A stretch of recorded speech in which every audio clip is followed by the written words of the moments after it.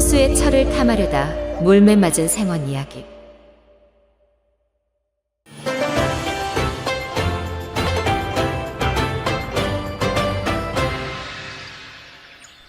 어느 시골 마을에 욕심이 많아 가지고 싶은 것은 어떻게든 가지고야만은 심성 고약한 한 생원이 살았다. 그런 생원이 근래 유독 눈독 들이는 것이 하나 있었으니 바로 같은 마을에 사는 호수의 처였다. 얼마 전 옆 마을에서 시집 온 처자였는데 그 미색이 한양에서 내로라 하는 기생보다 뛰어났으니 생원은 어떻게든 그녀를 가지려 하였다. 그러나 호수인 그녀의 남편이 오랫동안 집을 비울 생각을 하지 않으니 이렇다 할 기회가 찾아오지 않았다. 그러던 어느 날 더 이상의 기다림을 참지 못한 생원이 호수의 집으로 찾아가 물었다. 자네 요즘 어찌 산으로 사냥을 가지 않는 것인가?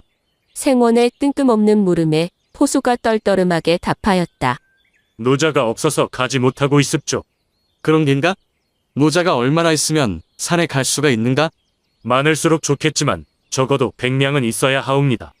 어째서 그렇게 많이 드는 것인가? 많이 드는 것도 아닙죠. 노자만 100명 정도이지 산에 고사도 지내려면 100명 가지고는 턱도 없습니다요. 그런데 무슨 일로 그러십니까요? 며칠 사이 몸이 부실한 것 같아 꼭 고기를 먹으려니 구하기가 여간 힘든 것이 아니지 뭔가. 그러하니 내가 노자를 댈 것이니 산에 가거들랑 벅 몇 마리만 잡아다 주시게. 자네 사냥하는 김에 몇 마리 잡는 것이니 어렵지 않을 것 아닌가 말일세. 누이 좋고 매부 좋고 상부상조하시지 않겠는가? 그러더니 생원이 100냥을 포수에게 쥐어주며 부탁하였다.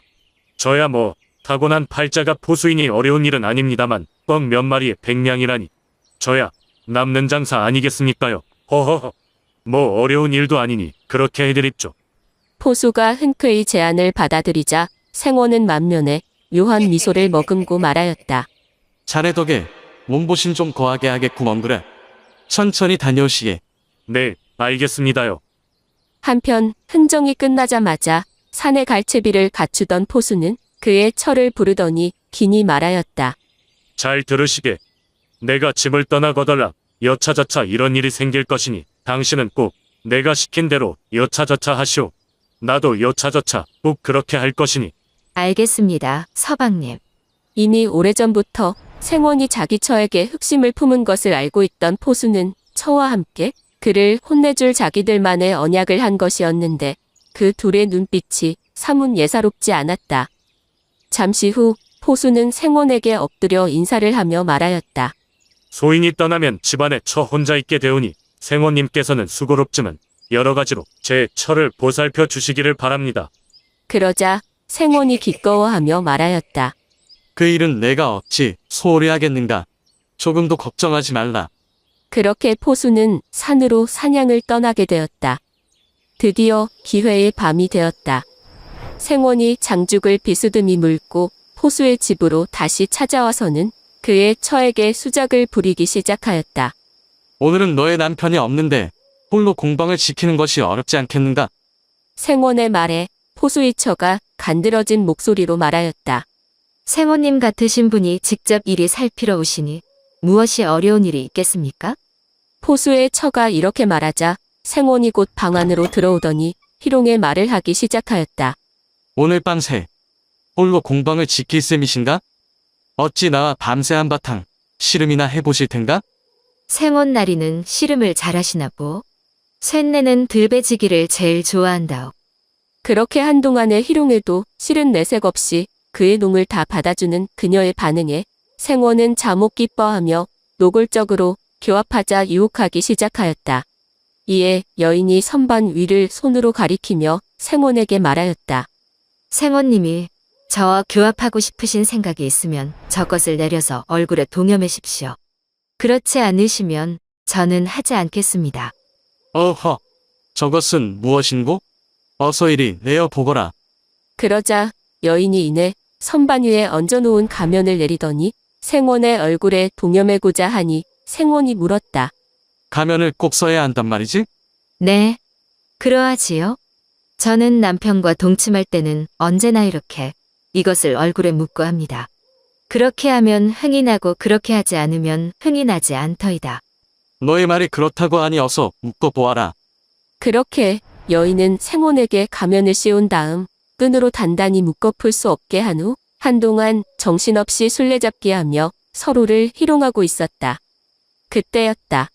산에 갔던 포수가 갑자기 뒤뜰에서 방 안으로 들이닥쳐서는 들고 있던 몽둥이로 벽을 치고 들창 문을 치면서 난리법석을 부리며 큰 소리로 말하였다. 어떤 도둑놈이 남의 집 안방에 들어와서 남의 안을 겁탈하려 하느냐. 이런 놈은 패 죽여도 모자랄 것이다.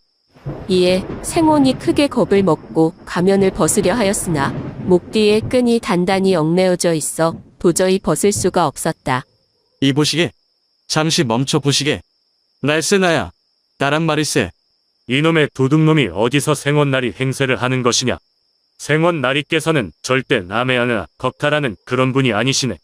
그러더니 더욱 매섭게 몽둥이질하기 시작하니 생원은 더 이상 매질을 참지 못하고 방 안을 뛰쳐나와 자기 집으로 도망을 치니 포수도 이에 뒤질세라 계속해서 고함을 지르며 그를 쫓아 따라갔다. 도둑놈이 생원댁으로 들어간다. 저놈을 잡으시어서. 시골 마을에 울려 퍼진 한밤중에 야단법석한 소리에 생원의 집에서 깜짝 놀라 밖을 내다보니 마침 가면을 쓴 괴물이 앞마당으로 헐레벌떡 뛰어 들어오는 것이었다. 이에 놀란 집안 사람들이 몽둥이로 마구 때려 쫓아버리려 하고 있으니 이를 지켜보던 동네 사람들 모두가 몽둥이 하나씩 가지고 와서 난타하기 시작하였다. 그렇게 바닥을 이리저리 뒹굴며 매질을 당하던 생원이 다 죽어가는 목소리로 말하였다. 나니라 그만 때리거라. 이것들아. 하지만 가면을 쓴 생원을 누가 알아볼 수 있겠는가? 그렇게 한동안 마을 사람들에게 난타당하던 생원은 초주검이 되어서야 겨우 가면을 벗을 수 있게 되었는데 과연 이 도둑놈의 정체가 진짜 생원이었으니 집안 사람들이 매우 놀라 말하였다. 이게 무슨 꼴이오? 어쩌다 이리 도둑놈처럼 가면을 쓰고 도망을 치셨단 말이오?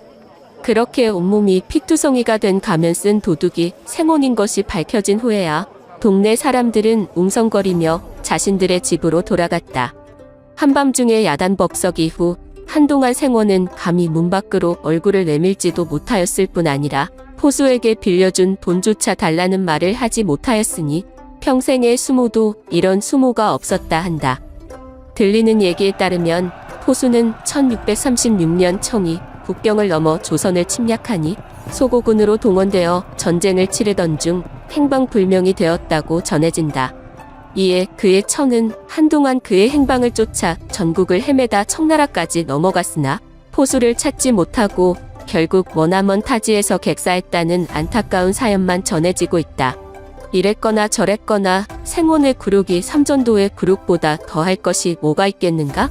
나라의 위기는 결국 민초들의 삶을 나락으로 떨어뜨리니 이보다 더한 굴욕이 어디 있겠습니까? 지금의 나라꼴이 과거의 그때와 다름이 없으니 참으로 통탄스럽지 아니하지 않을 수가 없습니다. 더 좋은 나라에서 살 수 있는 날이 언젠가는 오겠지요. 그날을 기약하며 오늘은 여기까지입니다. 지금까지 시청해주신 여러분 대단히 감사합니다. 그럼 다음 시간에 만나요.